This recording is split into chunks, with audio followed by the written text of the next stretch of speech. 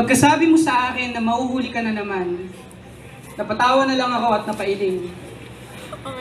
Hindi dahil sa nakakatawa, pero siguro talagang nasanay na nahuhuli at nahuhuli ka.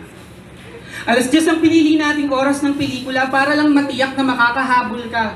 Kabisado ko na ang oras ng pagsikip ng kalsada. Kabisado ko na kung saan kang matatagalan. Alam ko na kung saan banda ka biglang tatakbo na lang. Alam kong tatakbo ka na lang at darating ng pawisan at sa loob ng dibdib ko ay halos naririnig ko na ang pao ng musika ng pelikula. Nakikita na ang mga pangalan, kinukunan ng syudad mula sa alapa at kitang-kita ang mga nagpupuyos ng mga sasakyan. Lalabas na ang pamagat, lalabas ang pangalan ng manunulat. Darating siya. Alam ko, darating siya.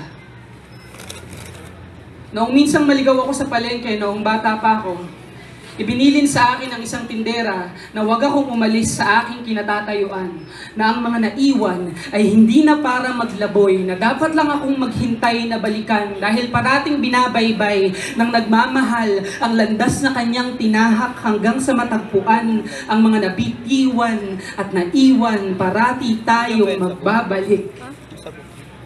Ilang minuto lang yon at dumating na ang tiyahin ko. Bitbit ang 2 malaking supot ng mga pinamili naming gamit sa eskwela, damit at regalo. Hindi ako naliligaw. Pero ngayon, kapag hinihintay kita, naglalaboy muna ako. Kinikilala ko ang mga espasyo sa sahig na hindi pa nakikilala ng mga paa mo. Tumitingin sa paligid ng mga pwede sa iyong ibigay na gamit sa opisina, damit, at regalo, sinisilaw ang mga mata sa mga ilaw na hindi pa pinalalamlam ng iyong mga titig. Nag-iimbento ako ng kanta gamit ang ingay ng mga tao sa paligid na kasama na ang mga kasama nila. Habang ako ay mag-isa pa. Hinihintay pa rin kita. Hinintay kita.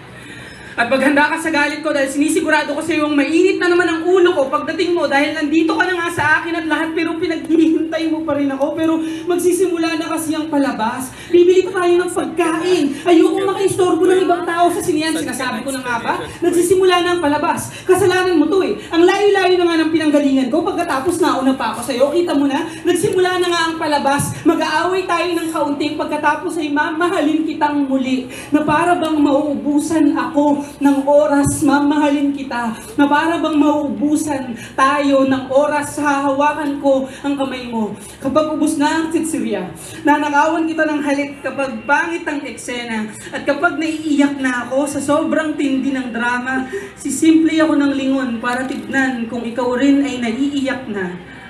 Hahanapin kita sa mga magagandang linya.